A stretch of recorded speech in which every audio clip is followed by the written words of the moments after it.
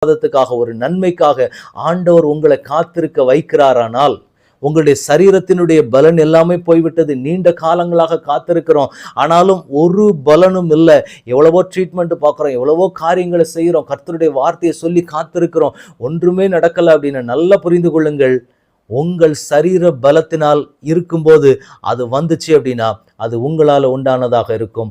நீங்க பலன் போயிருச்சு, எங்களுடைய பலன் சுத்தமா அற்று போயிருச்சு, நீண்ட காலம் ஆயிருச்சு, எங்களுக்கும் அதை குறித்த ஒரு வார்த்தையோ அதை குறித்த நம்பிக்கையோ எங்களுக்கு இல்லைங்கிற லெவலை தாண்டி போயிருச்சு அப்படின்னா நிச்சயமாக அது தேவனுடைய வல்லமையினால உண்டாக்கப்படுகிற ஆசீர்வாதமாகத்தான் இருக்கும்.